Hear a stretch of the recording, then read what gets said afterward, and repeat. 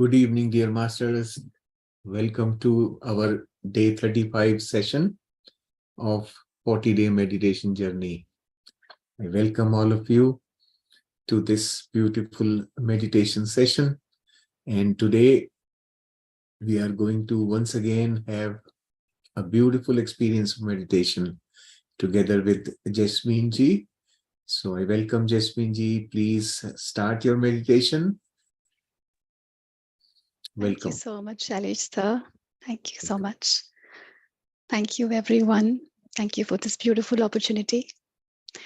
I want to begin by first expressing my heartfelt gratitude to Shailesh sir, to Brahmarishi Patriji for giving us this beautiful chance to learn about our universe, the universe within us. So without any further ado, let's begin our inward journey.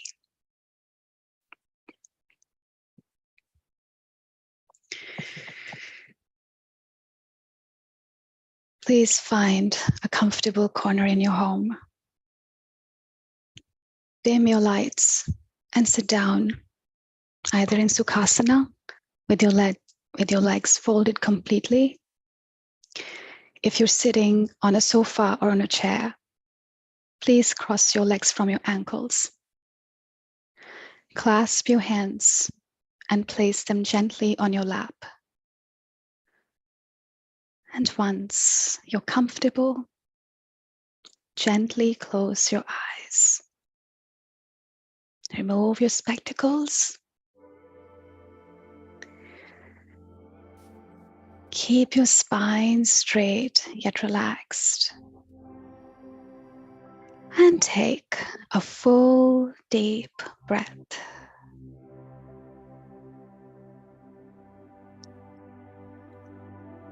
Relaxing every muscle in your body.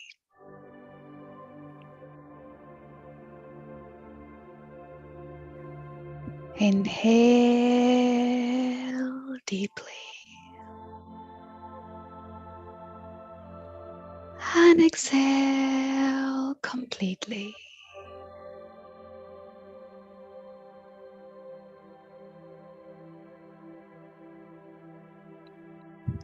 This is your time for deep relaxation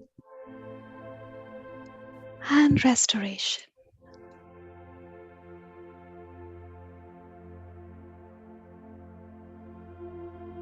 Another deep, full breath in. Exhaling through your nostrils.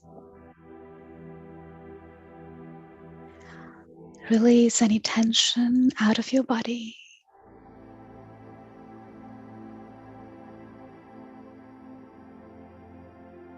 Let's begin to soften the muscles in our toes.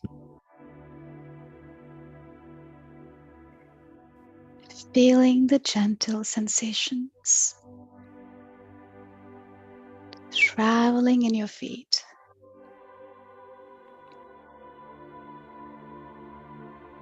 Relaxing your ankles.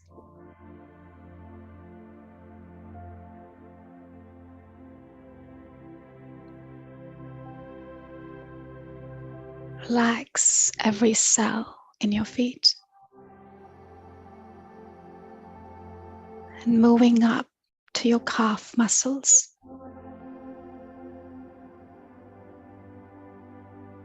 Gently bring your awareness to your calf muscles. Relax them completely.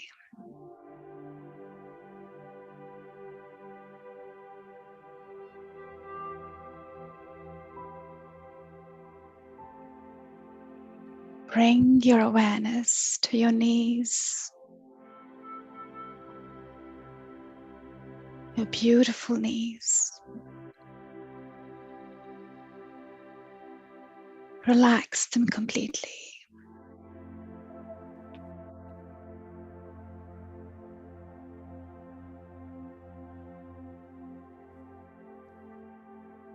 And now feel the gentle sensations in your thighs.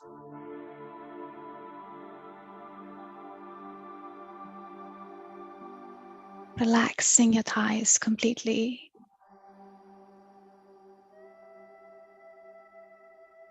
Relax your pelvic area. Relax your hip muscles.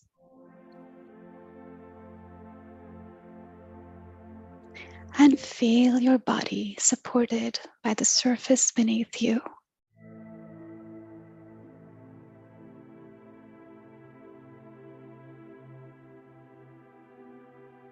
Give yourself the permission to let go of doing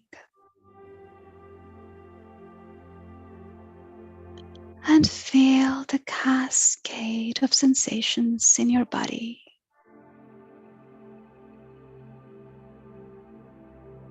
So that all the mental and physical energies that hold your muscles and tissues can soften.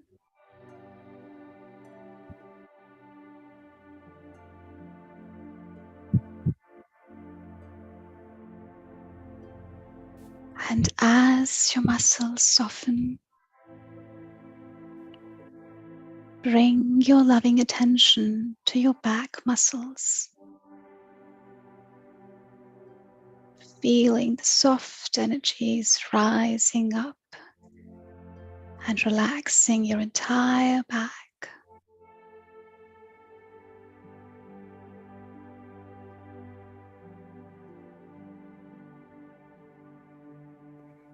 And relaxing the surrounding abdomen area.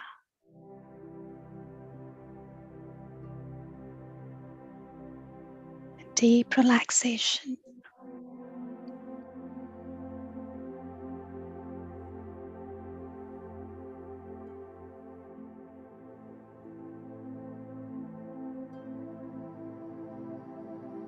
And now bring your attention to your chest area.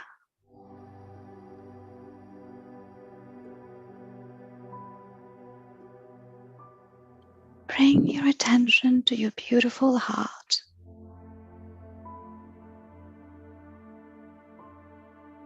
Your beautiful heart.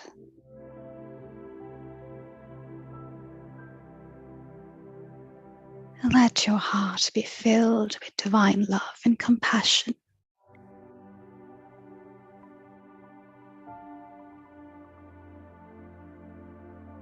Deep compassion for all.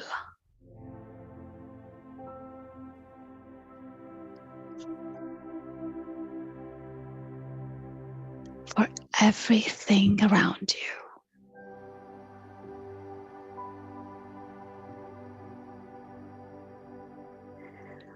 All is well in my beautiful world.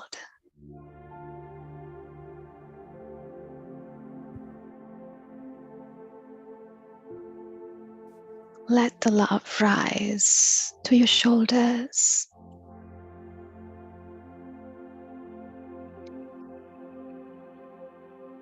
And gentle kindness relax your shoulders.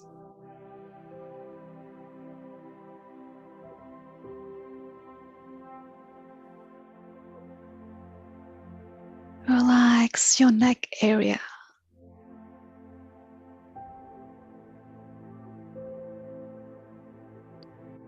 And feel those energies flow into your arms.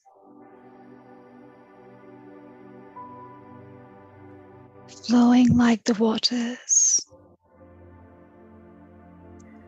into your arms, reaching your hands, filling every cell of your hands with love.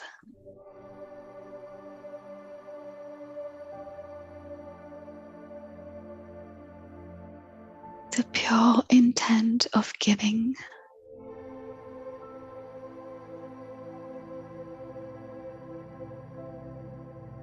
And pure intent intent of receiving with gratitude.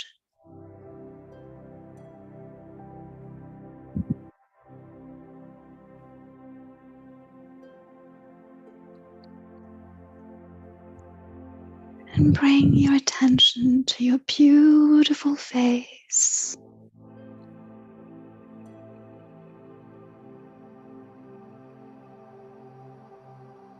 Your beautiful face.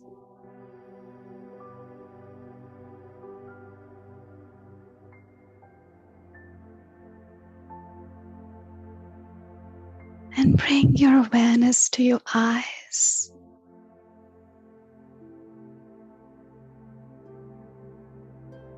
Relaxing your temples. Relaxing your eyelids.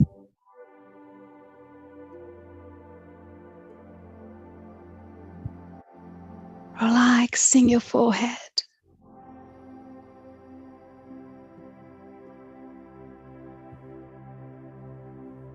And filling your heart with gratitude.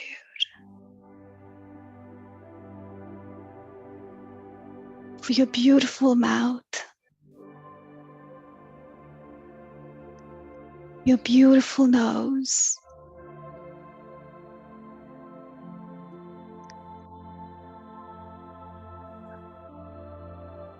I speak with kindness.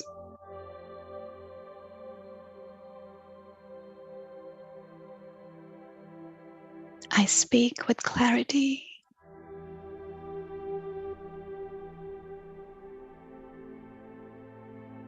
And bring your attention to your ears.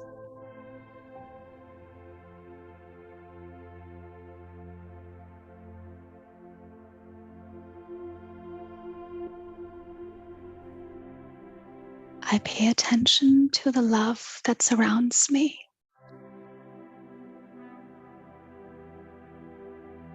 I lend a listening ear to all I love.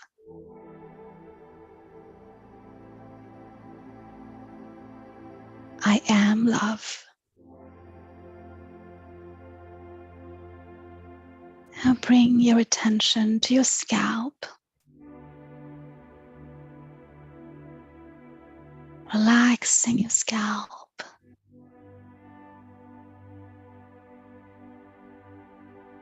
Sending beautiful love and kindness to your beautiful hair.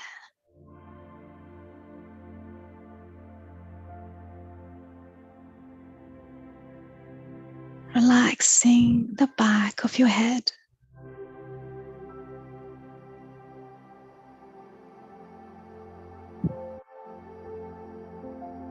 Relaxing.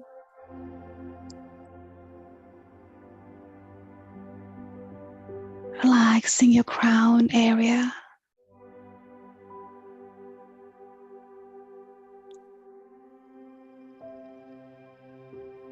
Inviting the divine energies,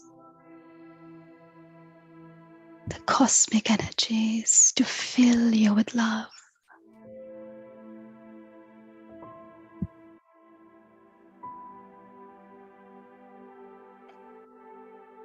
I am love.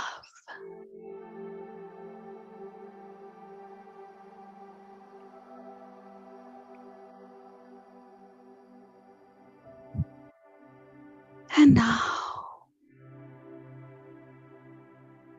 my dear gods, my dear masters, and my dear friends, bring your loving attention to your divine breath.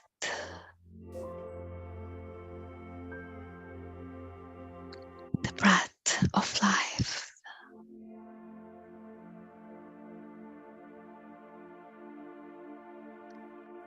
Inhale and exhale through your nostrils.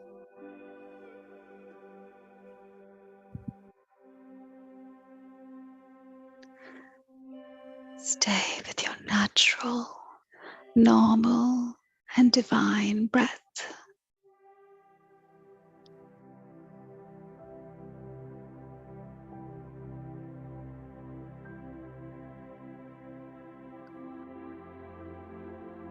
Your thoughts are like the clouds.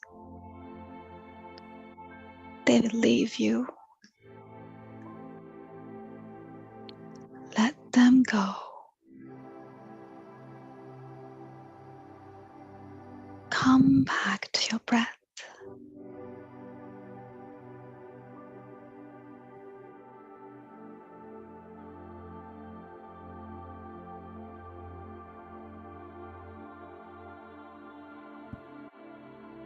Let your breath be your guide.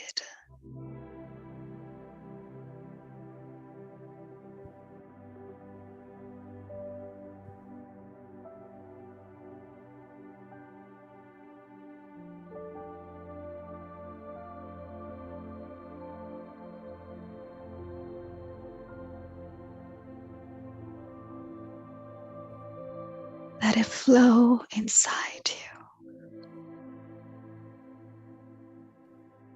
like the waters in an ocean.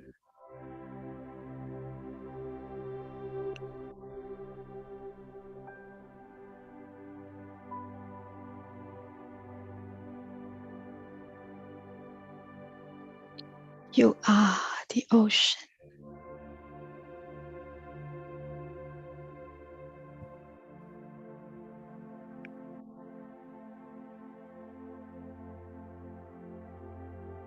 We are one.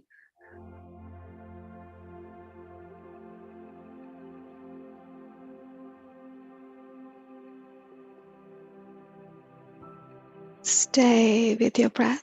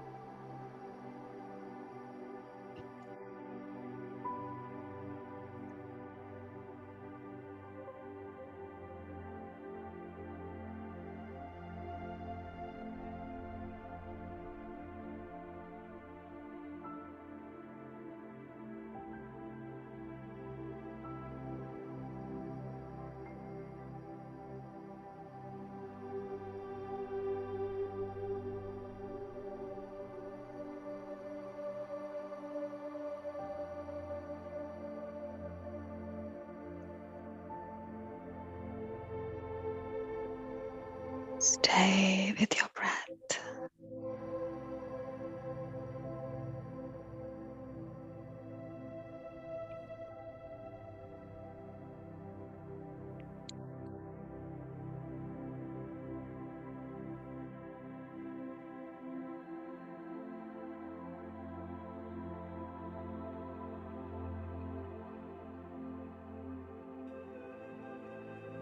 The universe is within us. The golden sun is within us.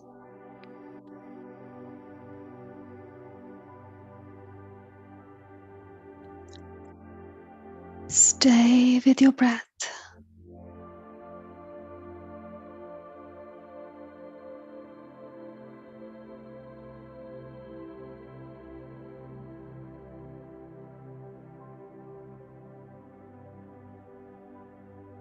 Your normal, natural breath.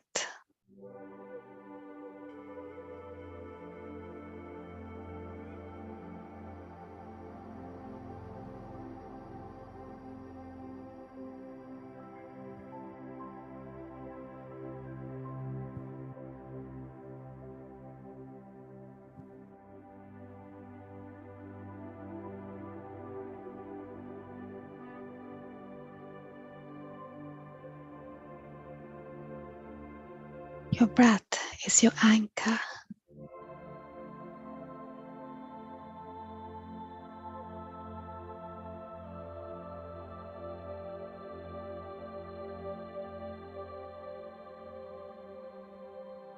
here and beyond.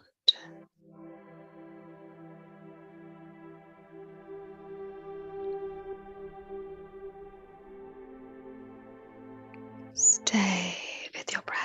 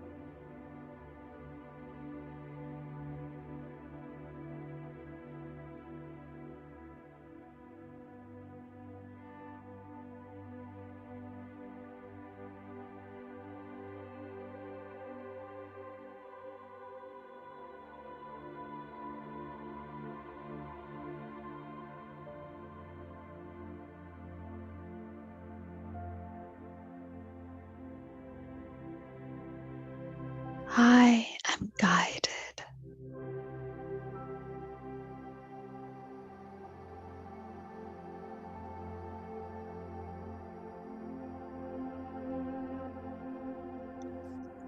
I am protected.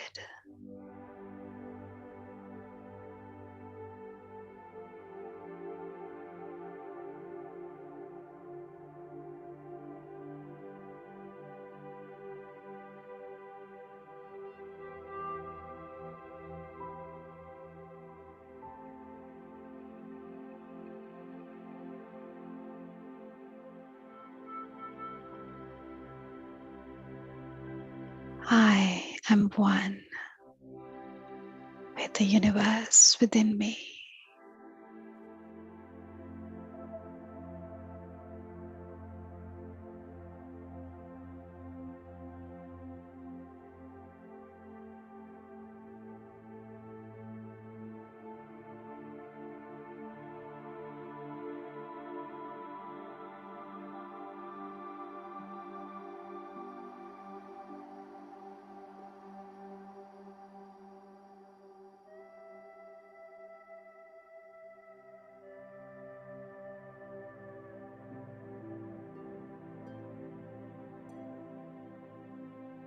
On the wings of the divine music.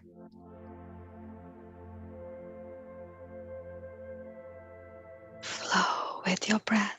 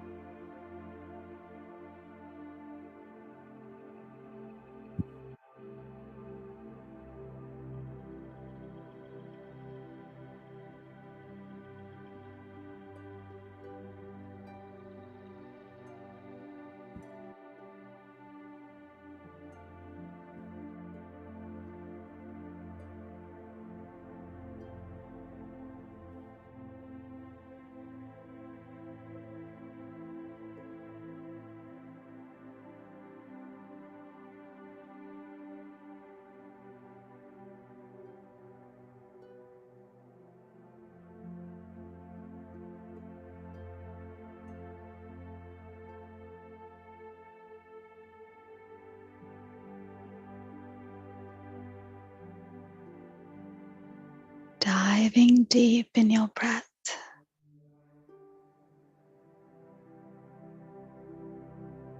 Becoming one with your breath.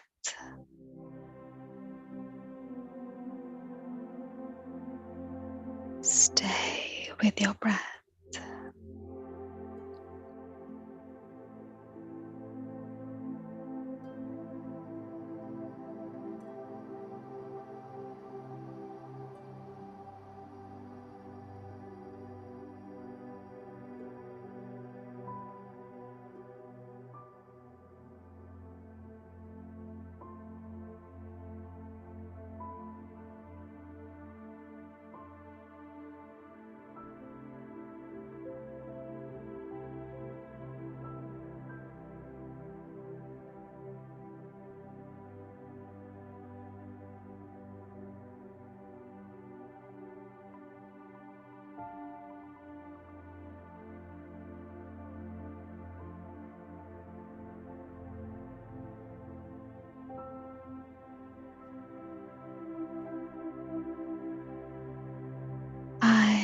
am love.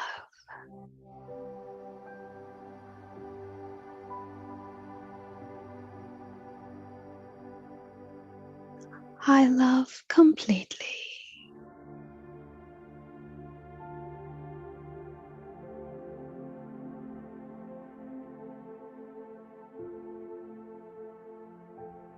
With my gentle fragrance of kindness and compassion,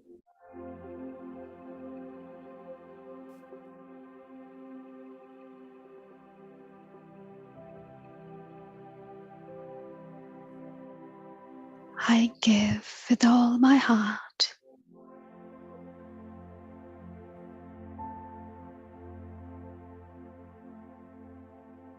And I receive the love with gratitude.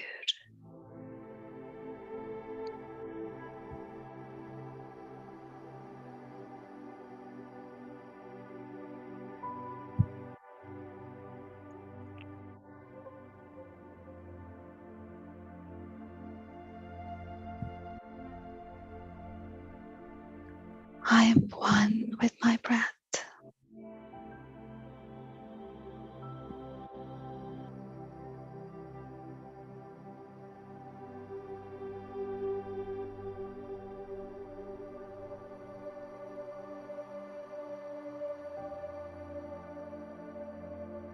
Relaxing yourself.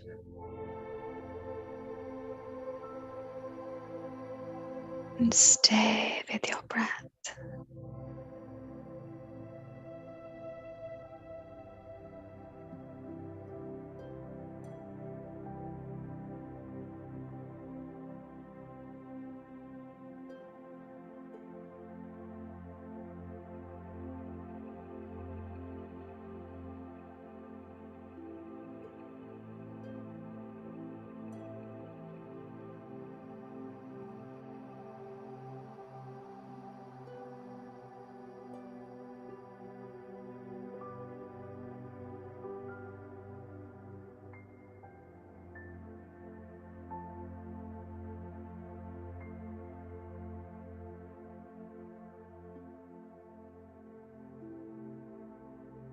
I am the miracle.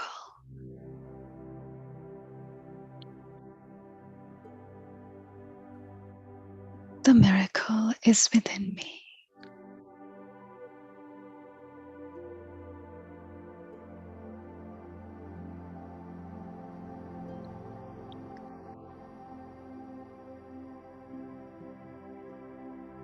I am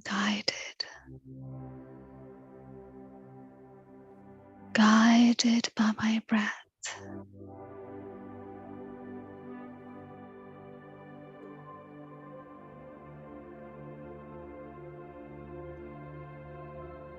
Angels surround me.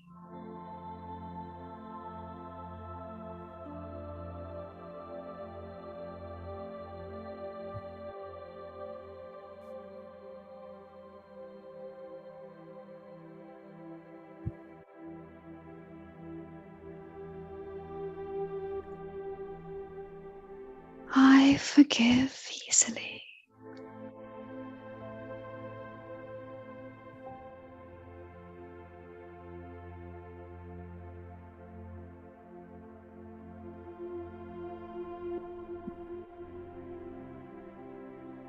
I seek forgiveness from all who have hurt.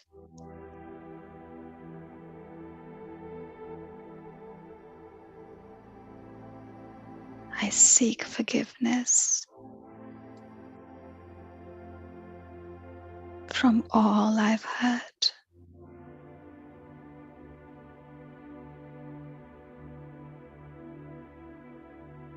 And I forgive myself.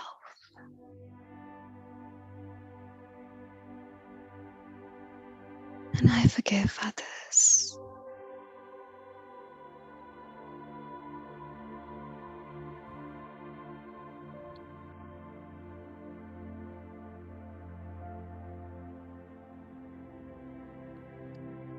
Let go.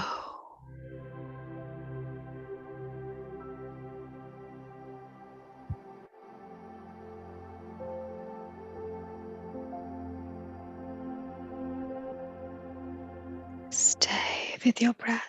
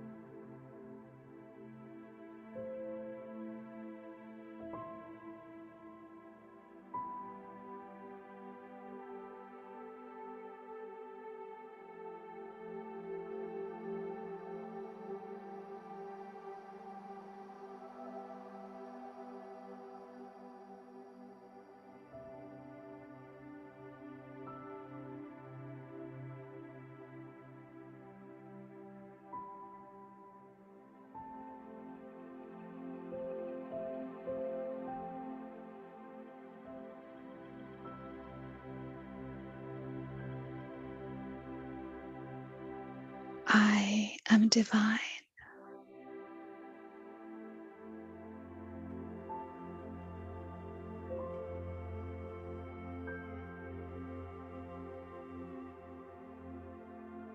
The divine is within me.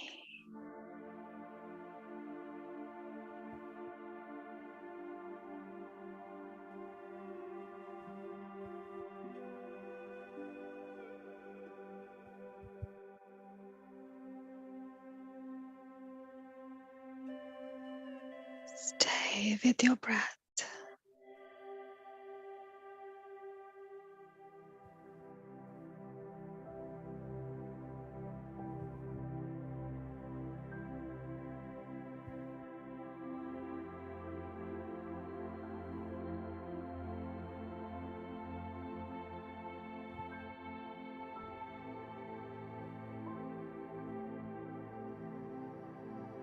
Let your breath be your anchor, your guide.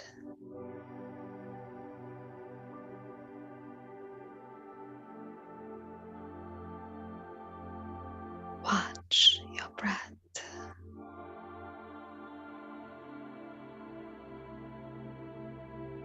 Like an observer.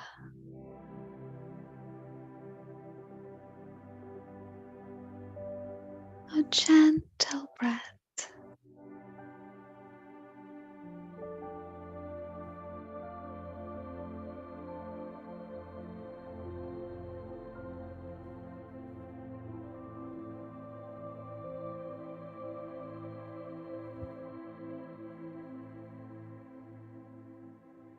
Let go.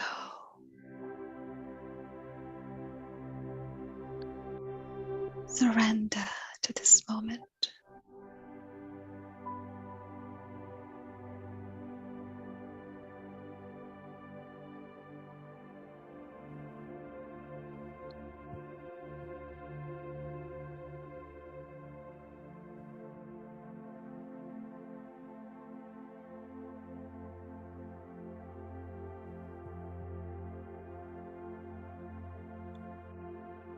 I am guided.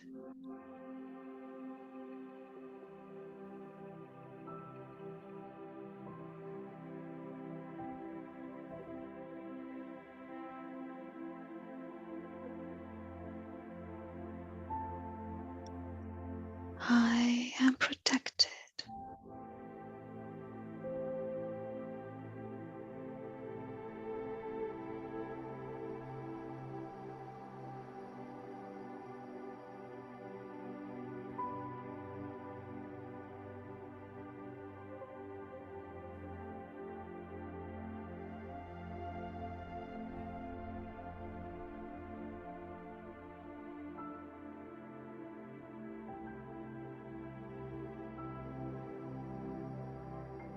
I am love.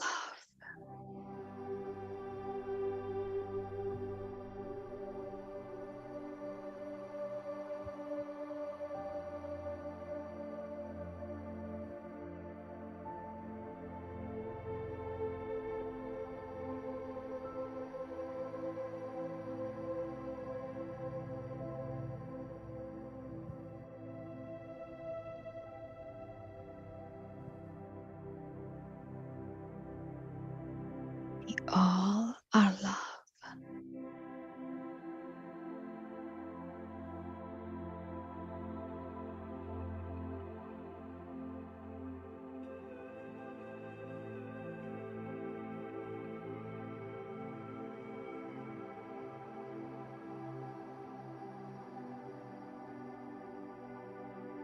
Surrounded by the golden light of love.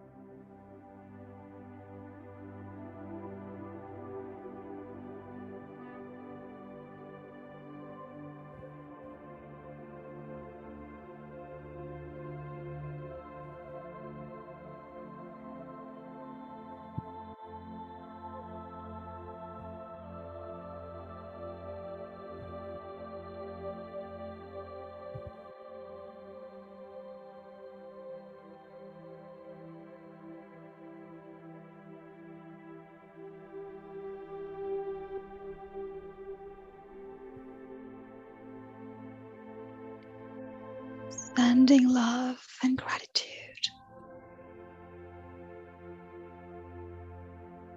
to our beautiful parents,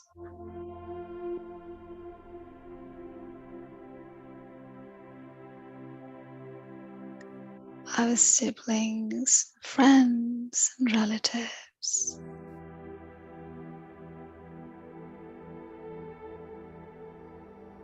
our co-workers,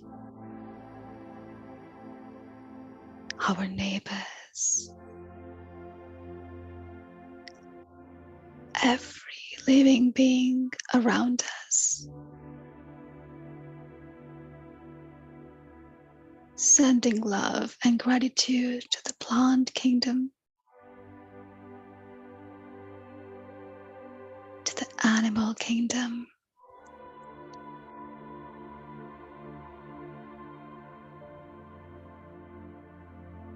to the beings here and beyond this planet.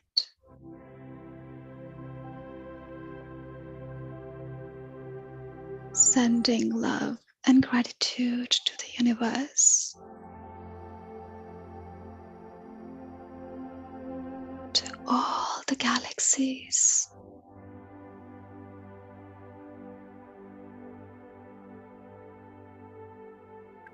we are one.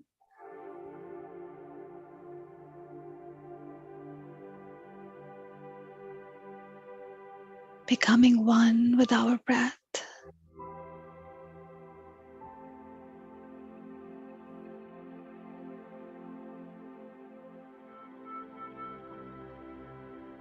Spreading the energy of love.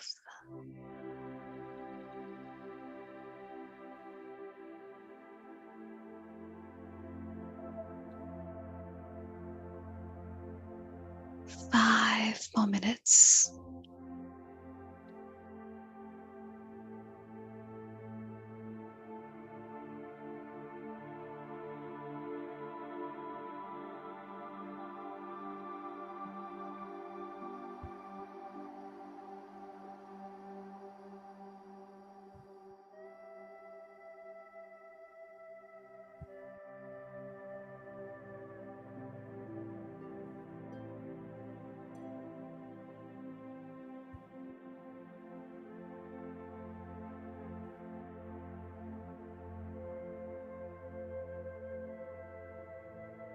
We are healed.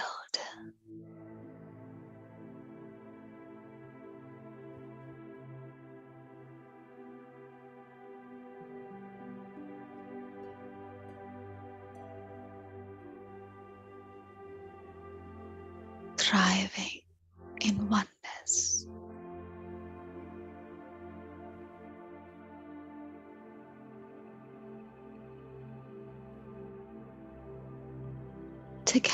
We are love.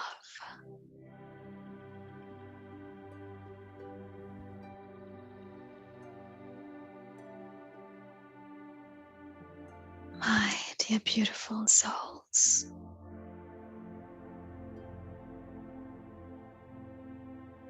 let's prepare to come back.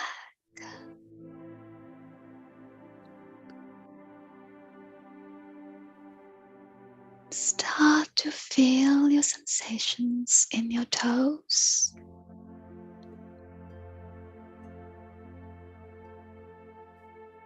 Start to feel the sensations in your fingers.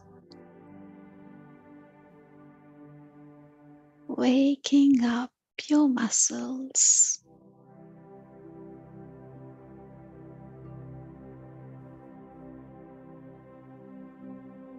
Coming back to the mortal world.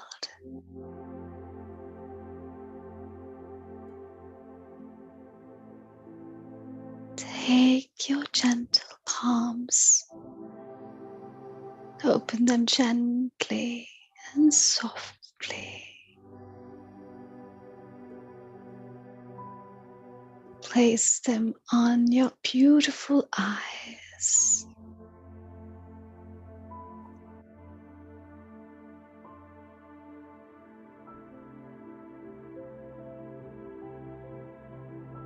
Five, 4, 3, 2, 1, 0. Open your eyes in your palms with a beautiful smile on your face and come back.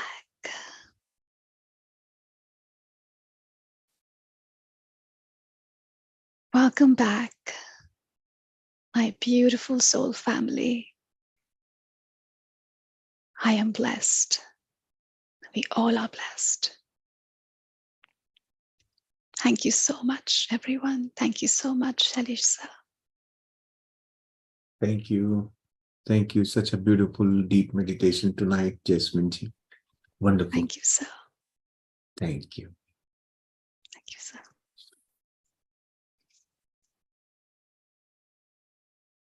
Yes, dear masters, slowly and gradually come out of your meditation and become ready for next part of our session tonight.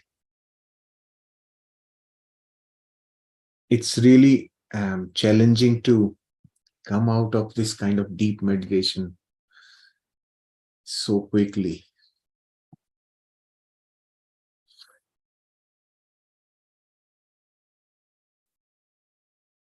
Take your time, drink some water. The topic that we are going to continue our discussion beyond what we discussed yesterday. Journey of the Soul, part 2 today. We have one more part tomorrow.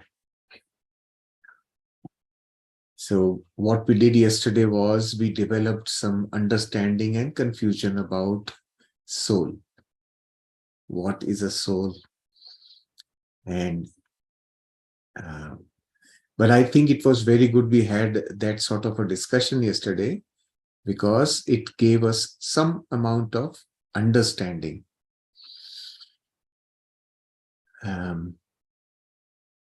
So we will continue further now about journey of the soul. So in short, let me tell you what happens is the soul experiences life.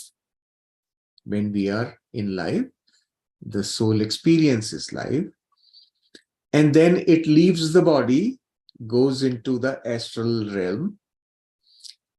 Something happens there, and then it returns into another body. That completes one cycle.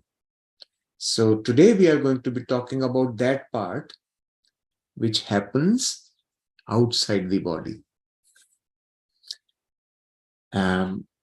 The information that we will share is basically based on several of these books that have been published by psychiatrists who have done excessive experimentation in study of past life regressions of several people, and the same information has come out from totally unconnected people. So think about it like this, that when somebody goes into a past life, when you regress to a past life, you will go through all the cycle, the total cycle of the soul's movement. How did the soul feel when it was taking birth? What did it go through throughout the life? And what did it go through when it left the body? And then what happened after it left the body? That description, which has been gathered over thousands of studies conducted by these specialist medical professionals, have been documented in a very scientific manner, and there is consistency.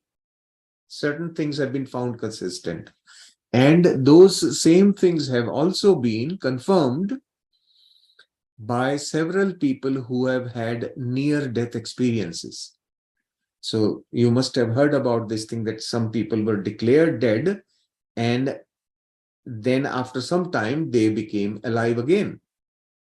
So this could happen during an accident scenario or a medical emergency scenario.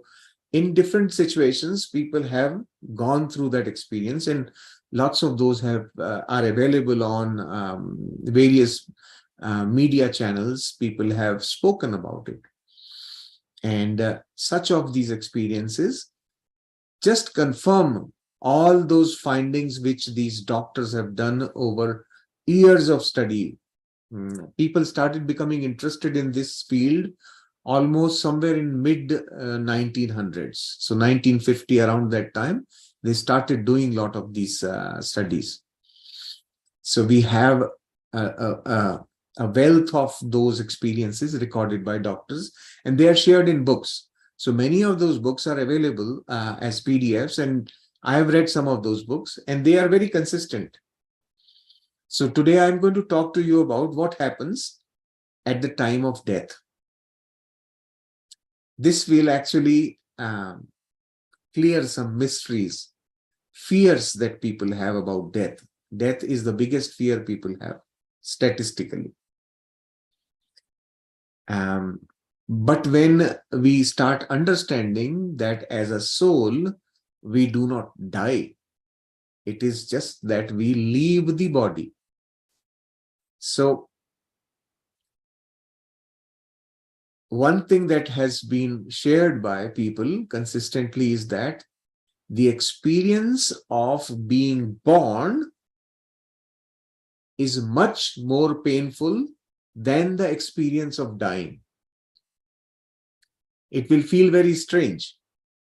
Whenever a soul leaves the body, it experiences extreme joy. This has been confirmed by people over and over. So, but when we are born, when a soul enters the body and comes out of mother's womb, that is the most traumatic experience a soul goes through. But we rejoice that, and we fear this one, which is actually a much easier experience.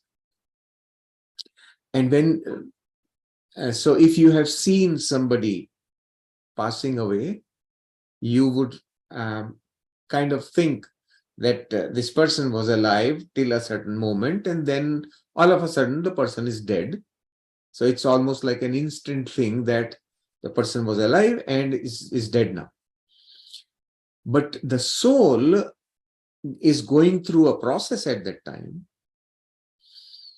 The process of a soul leaving the body is that when soul comes out of the body, it first disconnects, and usually there will be at least two entities who will be available at that time to greet the soul and guide the soul to leave that place.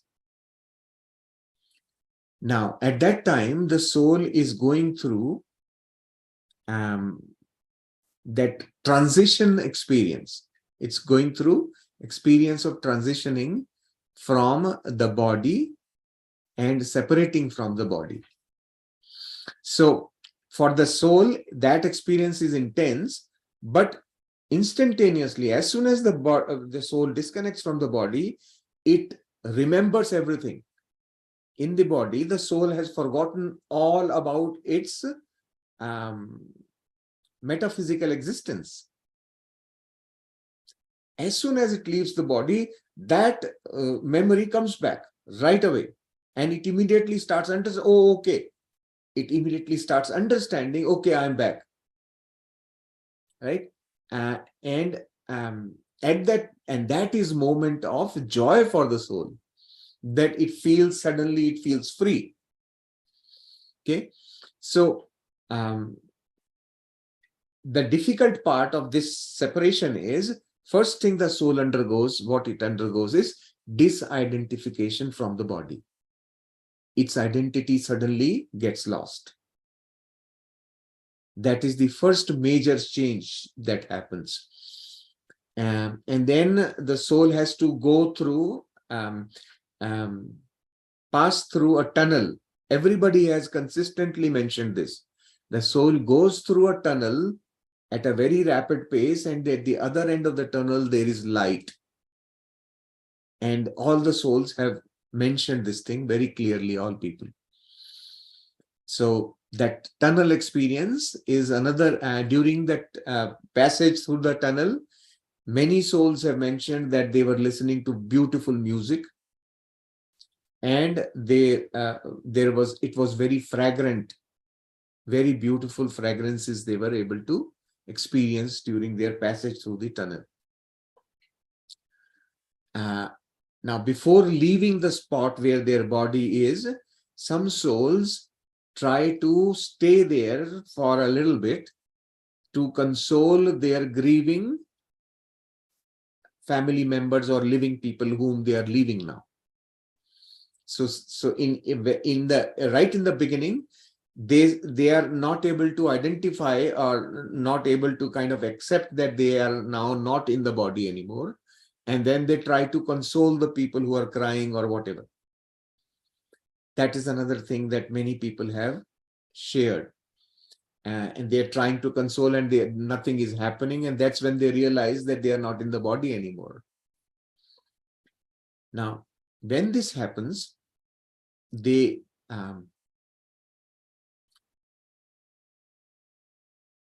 soul is going through a major transition right now, right? It's leaving the body and entering into a very different scenario. Even though that scenario is familiar, they suddenly remember everything. And at this time, the souls which are matured souls, which have had this experience, this you can call them frequent flyers, they know their way. They don't need anybody's help. But the souls who haven't had many trips yet, they need help for some people to guide them through the process, and those guides are always available. So there is a very beautiful book about this thing that explains all this very easily. It's called Life After Life. It's written by a person called Raymond Moody. So you can, if you want to read that book, you can read that book also. There are many other. There are books by Dr. Brian Weiss.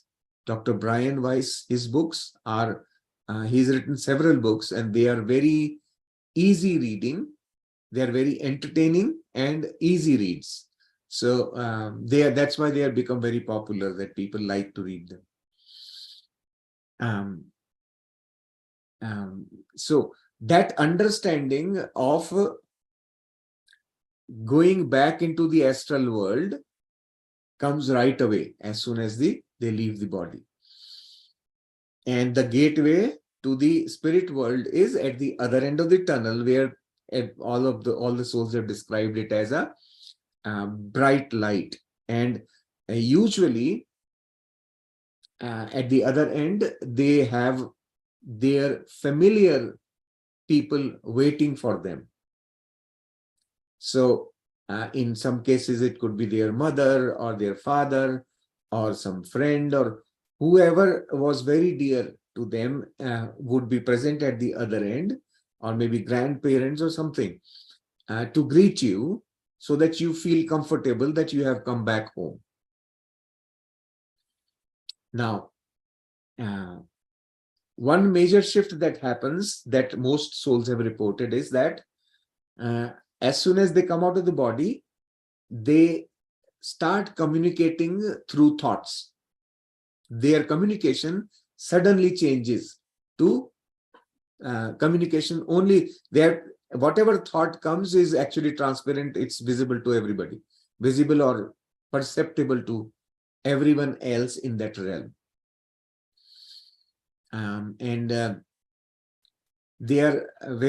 They are welcomed by people, and that's why they kind of find it easier to transition from body into the astral form. And all this activity is pre-planned. The whole thing is pre-planned. Who is going to come to receive you, etc., is pre-planned. And those who come to receive you, they don't really go with you. They simply receive you, and then they go to whatever they were doing. You keep moving further in your journey in the astral realm together with your guides. Guides will always appear and they remain together with you all the time when you are in. I will tell a little more about that. The guides are always the best companions you have there. So now, before we go further in this, there are some souls, in certain cases, some souls are not ready to go back. They are so much in emotional trauma that they do not want to leave that spot where they died. They want to be with the family. What will happen to my children? What will happen to my mother? All kinds of emotional bonds keep them there. So these are called lost souls. They are neither in astral realm nor in physical realm. They are stuck in between. And sometimes I know of instances where some souls have been stuck in this realm for more than 3,000 years. That's the kind of, and nobody can force them to leave that spot because of the free will. Till such time they themselves realize that it's not good for them to stay there, they will not leave. So such of these souls, in between, guides do come and try to explain to them it's in their interest to go there. They can always come back and see the people about whom they are worried, but they don't listen. So such of these souls are called the lost souls. Sometimes in Hindi we call them bhoot, pret and all. So there's nothing to be afraid of them. They are not harmful. They are just lost in their understanding of what they are doing. And over time, they become actually very desperate and in very bad shape. So all those who can connect to souls in physical realm, some people who understand this very well, who can energetically connect to souls, it is their duty to help them transition into the light. They should not be afraid. Nobody should be afraid of them. We should be helping them understand that it's okay to go there. They can always come back. And sometimes they are stuck for a specific thing to be done.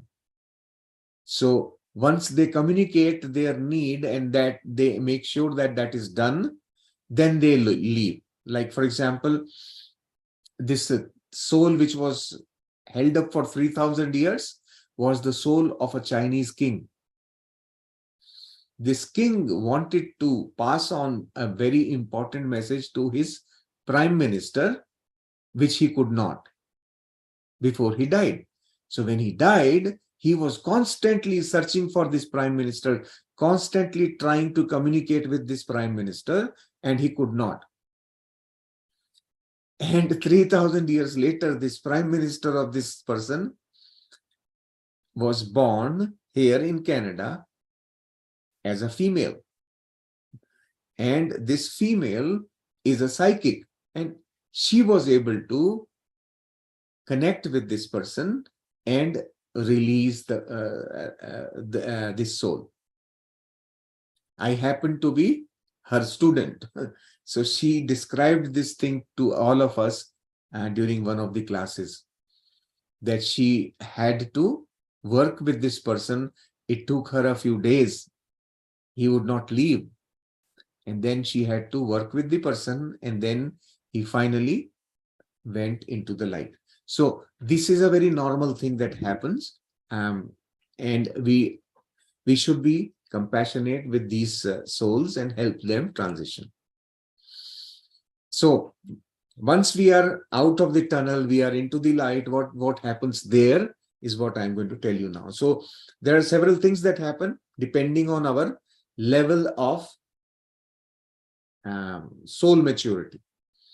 So most of the cases, what happens is that you immediately do a review of your life that you have just come out of. That is the first thing every soul does, so that they are able to see by themselves. Nobody forces them. Nobody is there to make judgment on you. You yourself become the judge of your life that you have just completed. And then you evaluate the gaps between what you wanted to do and what you actually did. Those gaps become very obvious right away.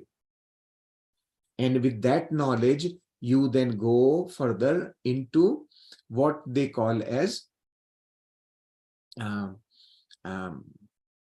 council, where there are more experienced souls, more mature souls. You go and sit with them, have a session about how can we now plan this experience in such a way that next time we are able to successfully complete these things, which are a gap so far. So there are teachers and counselors who help do that. They don't do any judgment. They simply suggest, maybe you can think of such a thing. Maybe you can plan for a certain type of experience next time in such a way that you will be able to have this experience. So this is the first consultation that happens. After that, the souls go into what we know as soul groups. There are soul groups which are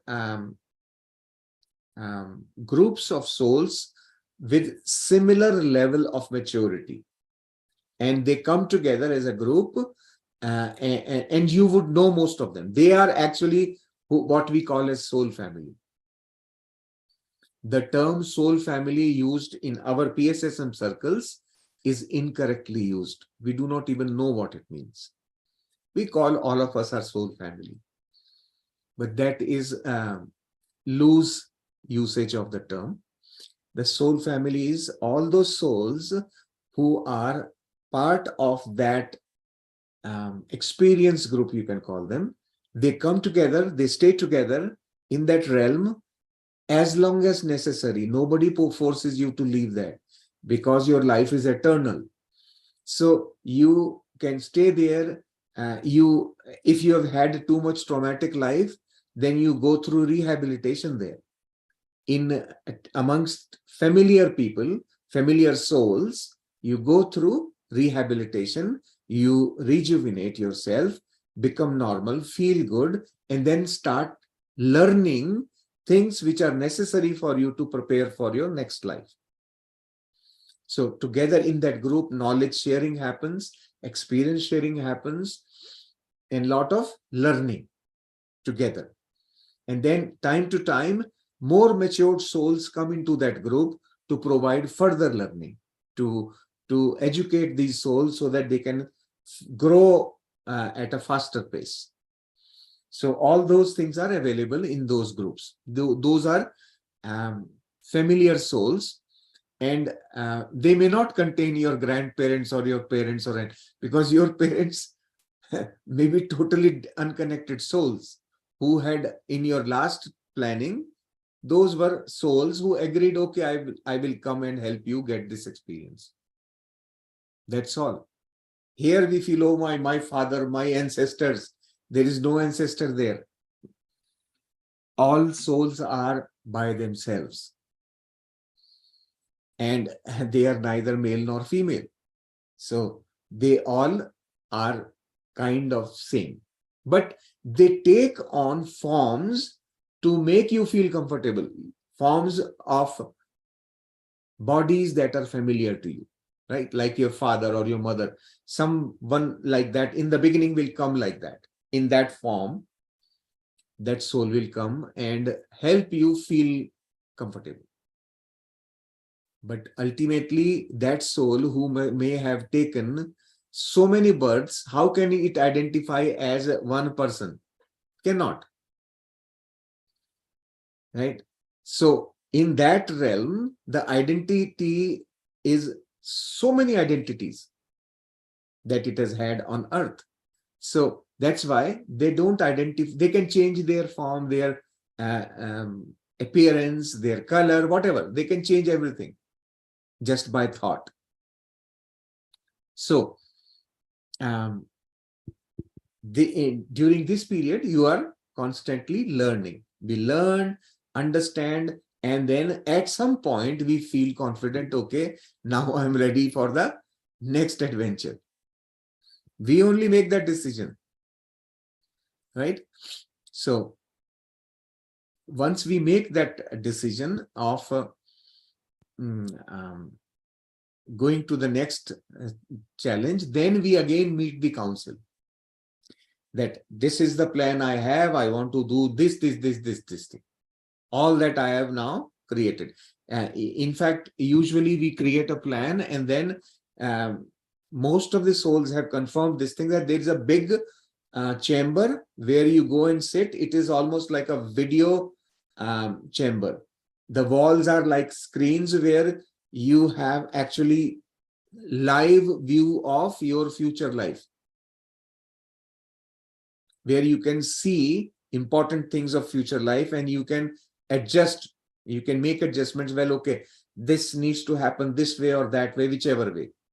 And those things you then put in your plan. All those things are planned right there, and there you will be able to see future things.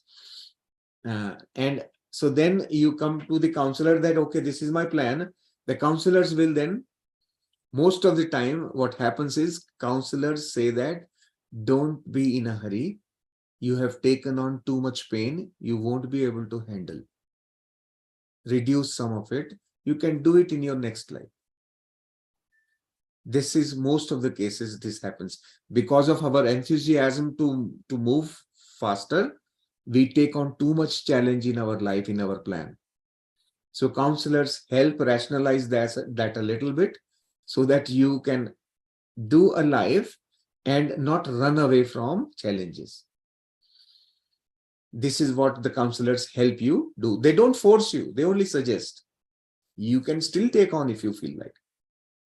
So that is what happens. And then all these souls who are now getting ready to go to the Earth planet, they come together again in another chamber where they agree to participate in each other's drama. Because when you have planned challenging experiences, somebody has to be on the other side of the challenge. And those people, then they come together and then they work out with each other. Okay, these important roles in my life, these souls are going to take. There's a mutual agreement, which in our Western world people call as contracts. So mutually people agree, okay, I will do this role in your life, you will do this role in my life. Like that, they agree, and then the plan is finalized. Right? So many a times advanced souls would come and help these people understanding broader picture of universal growth. And advanced souls, again, they have total freedom to decide what they want to do with their activities.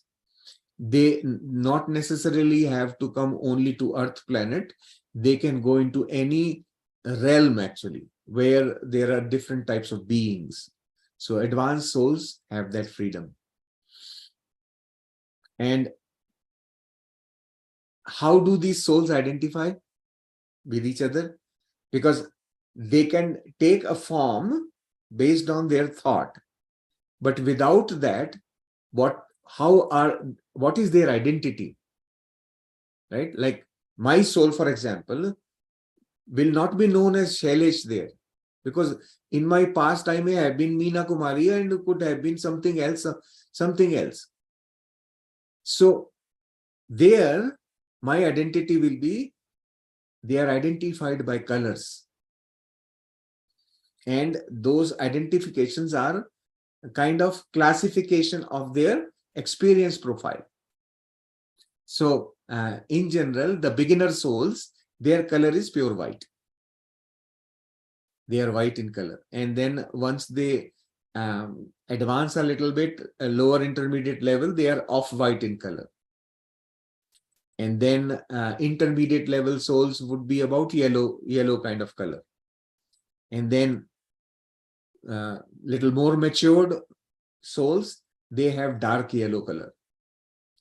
And when the souls are in what we call as advanced phase, then their color starts to change from dark yellow to blue.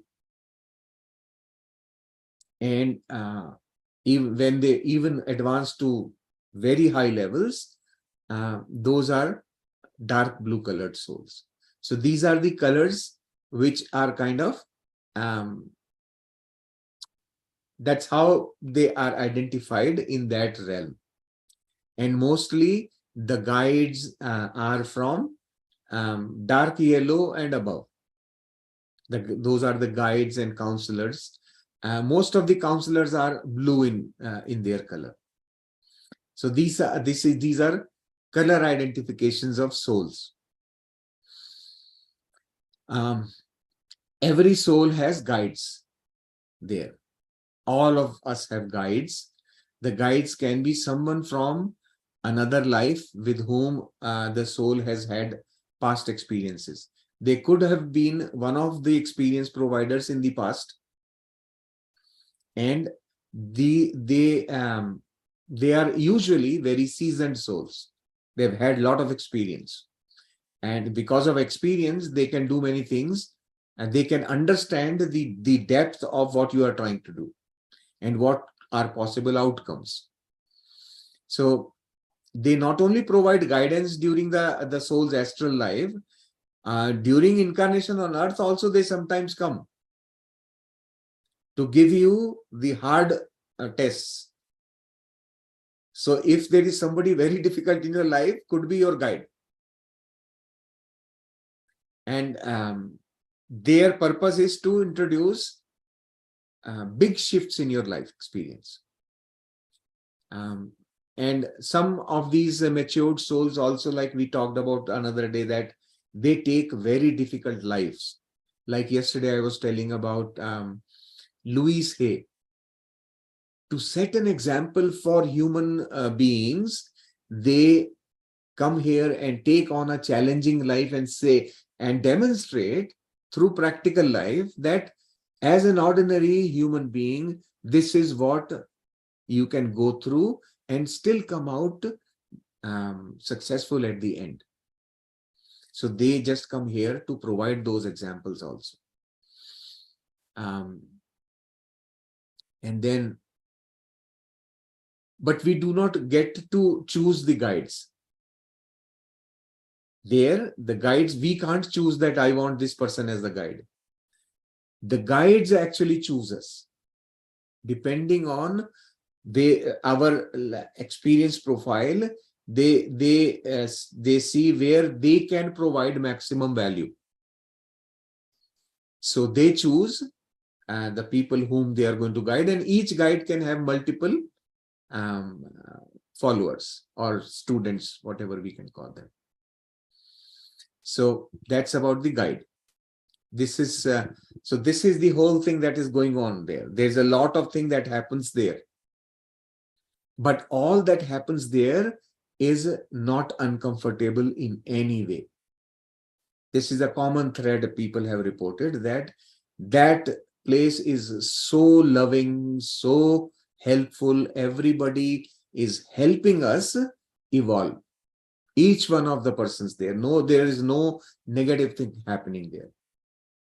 Now, some of the souls who have had very extreme experiences on earth, they require very long time for rehabilitation. So they are segregated, separated from other souls for a long time in a separate place, where they are given a lot of care, because they have gone through so much of trauma that it takes them a much longer time to recover back to normal. So accidental deaths, Hitler, for example, for a person like Hitler, there was I think somebody was mentioning, I'm not sure how true that thing is, but this is again somebody reporting that Hitler is still in rehabilitation.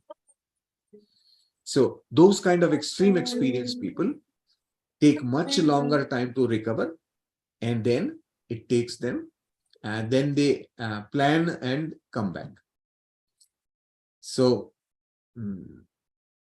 this is what happens in life after life. Therefore, masters, I want you to understand, death is just a transition. Don't be afraid of it. Welcome it and actually prepare. Now we know what are the things that need to be taken care of when we transition. Right? This knowledge is helpful from that point of view. That when we transition, we should be prepared to leave everything and move forward. Do not remain connected, because the people here are not able to even perceive you. So just move on, right? The people will take care of themselves. So, yeah. If there's anything you want to ask now, you can ask. This is a very long topic because I tried to condense it a lot. Yeah. Sir, everything was so beautifully explained. It was so nice, and it's like a film that we are watching. It is very entertaining. If you read that book, Many Masters, Many Lives by Dr. Brian Weiss, very interesting. I listened to the audiobook. You did? Yes. Yeah. It's like one story there I can never forget. There was it's in the West here in America. There was a girl who was not able to get married because her father would reject every relationship. And they had a lot of problem between them because of the father being very possessive of his daughter. So this father guy was the patient of this doctor, Dr. Brian Weiss. So when he regressed him, what did they find? Was that in his 2 lives before, he was the husband and this girl was his wife. And he was very possessive of her. And then they died suddenly. So that feeling of possessiveness did not actually get resolved. And that's what is continuing now. Right. As soon as now with that knowledge, this father, because he himself saw his past life, and as soon as he figured it out, he was able to understand the problem with his behavior. And he immediately, after this regression, he corrected himself and his daughter was happily married. This is how much important these things can be. So past life regressions are very helpful in clearing off old blockages which we carry. Yeah. So Right. it's very those books are interesting. If you can find time to read them, you will at least develop some confidence in this information. Otherwise, it will just feel like a story. Right. But When we actually listen to these concepts, they feel like, oh, really? Is it so?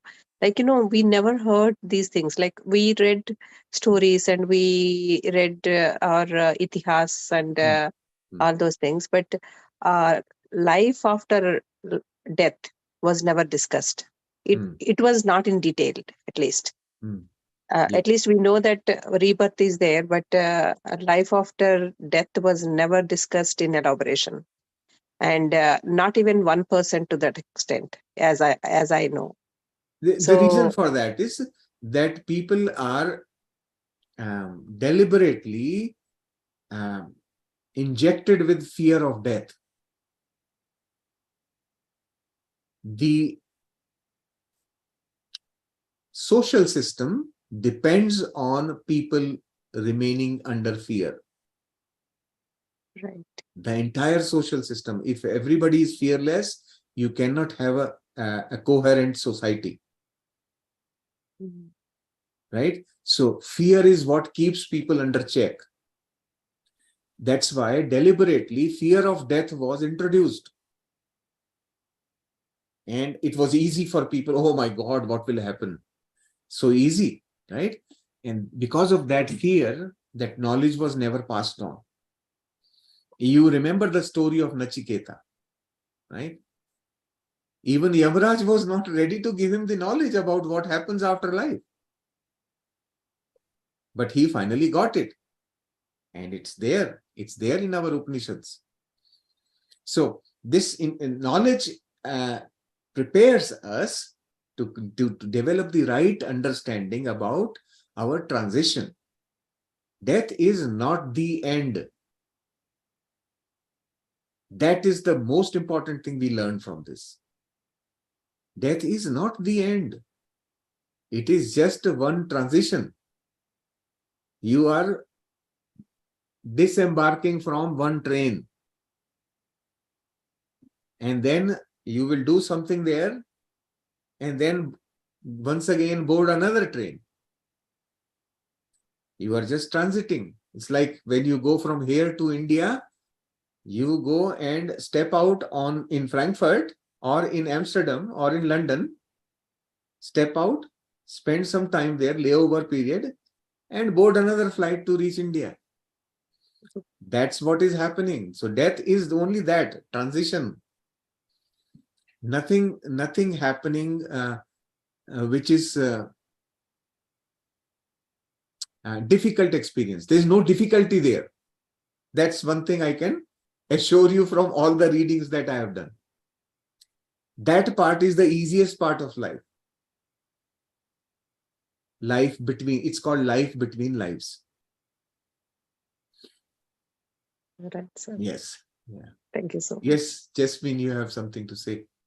Hello, sir. Thank you so much. So, Thank you. such a I'm sorry. Actually, I want to apologize, but I am grateful I made that decision because I was supposed to, take up this session, and I decided not to because I thought that, my God, I don't think I can do justice to this. Is such a deep topic, and so I left that slot empty. And I thought eventually I would want you to explain this to us. So I'm so grateful that you've done that. And Oh, yes. thank you, sir. I have absolutely no problem talking about these things because I have talked on this topic before also, and I have also read a lot. So that information is very interesting. And like yesterday I was saying, there was no resistance from my inner knowing about any of this stuff. So like I never ever questioned it. Yes. That means there was a deeper knowing of this thing already inside. Yes, this is okay. That's how it is. Yes. Right? It was for a person like me, how I would not accept anything. That kind of a person, when I read this book, nothing seemed odd there for me. This is Life After Life by Raymond Moody you're talking about. Yeah, no, that is one of the books. There are so many of these books. Okay. If you want to start reading, Yes. reading Dr. Brian Weiss. Sir, I'm reading. I have read Many Lives, Many Masters, and actually, this is the first book I read in my journey after I started meditating, and it really had a huge impact on me because reading about Catherine and the kind of experiences you've had, and after that, I actually got obsessed with. In a way, I looked up Dr. Brian Weiss, and I honestly, in my heart, I've thought so many times, I wish I can just meet Dr. Brian Weiss, and ask him about. I have so many questions. Yes. And actually, thank you for sharing so many insights on this topic, because this reminds me of when my dadi, my grandmother, passed away. She passed away right in front of me. I was in India. And we all were all praying because she was not well, and I saw her take the last breath. And actually, after, you have clarified these things so nicely now. Now I'm able to understand, because I had this experience after she passed away. A week after, this is same spot. So in the living room, I would do yoga, before bedtime. And there was one time I heard her voice, and very, very distinct, like there is no, after that I thought that maybe I was mistaken, maybe it's just like my mind playing games. But now I remember I was so distinct. And then we had this fragrance that I kept on smelling fragrance, flowers, when we did not have any flowers in our home, or not even any plants growing around. And I would smell fragrance, and I would tell my mom, like, I can smell beautiful flowers. What's happening? And my mom she tells me that, yeah, there are angels around, or, Dadi's still around, maybe trying to console her, and, because obviously we all were in pain, knowing that she's gone, but she's not really gone. She's transitioned. Surprisingly, the same happened with me as well, because I had recently gotten married in that year, and after Dadi's death, I also came back home and stayed at home for a week or so during that time. And the same thing, exactly same thing that she's describing happened to me as well, because I was sitting in Dadi's room. I was working from home and resumed my work. And suddenly I heard her voice. And I told Jasmine as well that, you know what, I just heard her voice. And she's like, this has happened with me too. And this was so random because I was totally engrossed in work. It wasn't like I was thinking about her right at that moment. But surprisingly, and that's when we kind of had a confirmation that yes, she is around. And she is there. So yes, I can fully understand this. Last year, when we have Shraddh, there is that period of 15 days when we all think that our ancestors are here and all that. So at that time, the day, there is a specific day for each one of the grandparents and all. So that was one day for my grandfather. My grandfather was one person who loved me a lot. and I had a lot of, affection for him. So that particular day, in the morning, I smelt the tea that he used to make for himself. Every day at 4 o'clock in the afternoon, he would make his own tea. And I have seen him doing that. And I remembered that smell in my nose. And in my house, we don't make tea like that. All of a sudden, that day, I was getting that smell of the tea, and I'm looking, there's nobody around in the house. Why am I getting that smell of the tea? And then I remembered it is his day of Shraddha. So I then got up, prepared that tea, and drank for him. So you can understand how these things, they make their presence felt. Yeah. Anytime. And if you become sensitive to feeling them, you can actually feel any soul, not just your own relatives. You can feel any soul. And it's very loving and kind energy, Yes, always. Yeah. Thank you so much, sir. So much gratitude Yeah. for the fact that I'm part of this. And I just want to say, I want to continue, presenting and sharing. And yes.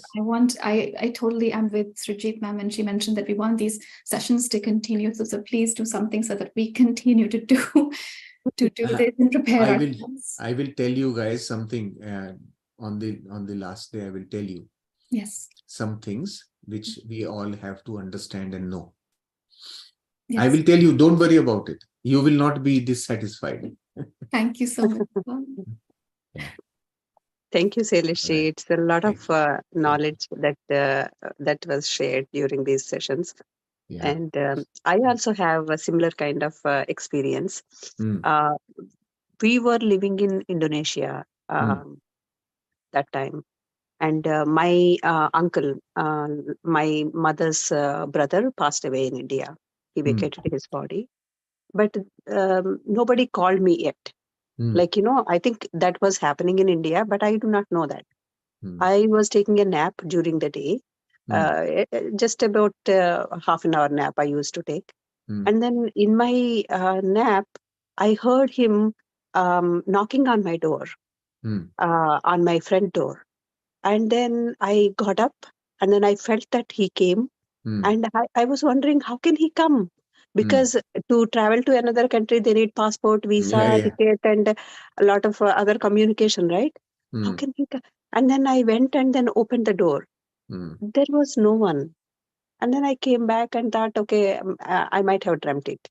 And that during that period, I do not know, even dreams have a lot of meaning. Oh, yes. So then I had the news from India. There is a call that my uncle passed away. So these things do happen. Oh, absolutely. Yes. Yeah. Yes. And many things, we are given glimpses of future events also. I have personally experienced glimpses of future events which actually happened later on. And when I saw the glimpse, I didn't know. Right. And it was related to my own life. So someday we will talk about those things also. Yeah. Our guides are always preparing us to make us ready for big things coming up. So we are kind of, we always get prepared.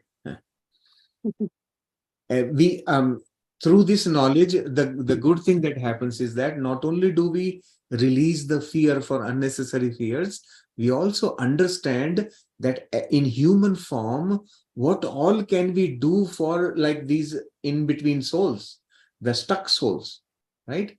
These souls who are lost, they are not bad. We should not be afraid of them. We should actually, they need our love. We can actually use our loving energies to help them transition. Right. Yeah. That's change in attitude. You will never be afraid of any of these things in future once you know this.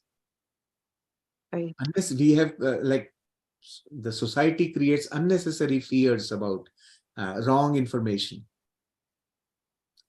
Right. So this is where knowledge helps us evolve, understand the right perspective, and how can we help those souls transition. And remember that the number of souls who are stuck in between is very high. It's like more than the population of living beings on earth. Oh my God. Yes, that's how big that job is. So all of us have that responsibility to release as many as possible. And Okay. like I don't know if you know Shampa ma'am. She once sat in one somewhere in Andhra Pradesh. She had gone to attend some program of a 3G, and she was in a hotel or someplace wherever she was staying. She had to release something like 400-500 souls. She Wow. helped them transition. That's how big number of them get accumulated in between. Think about people who were at war in the past. So if you are anywhere near a historical battlefield, there will be huge number of these souls. Right. Yeah. These are things we get to know. More and more, the more you understand this, the more you get to know about it. Right, sir. Yeah. So we should help as much as we can in human form. And like once we begin to understand it, it's easier for us. That's the purpose of sharing this knowledge in this group, is that I want everyone to not have any fear whatsoever of either death or these lost souls. Never have any fear. They just need our love. And love is the biggest currency in entire existence. Right. This is what I have found. It can win over anything. Yes.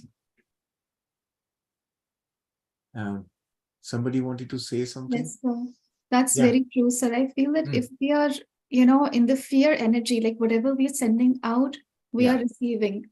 So if we are sending out love and compassion, that is exactly what we will receive. And that is what we should have for everything around us. Yeah. Actually, I've had the similar, my nani ma also, my nani, we used to call her Nani Ma. And she came in my dream. One time I was, feeling very low, and I was missing her because she passed away during the pandemic when I was here in Canada. It's not very long ago. So, and I was here and I was feeling kind of alone. And, during those days, one day, my Nani came in my dreams.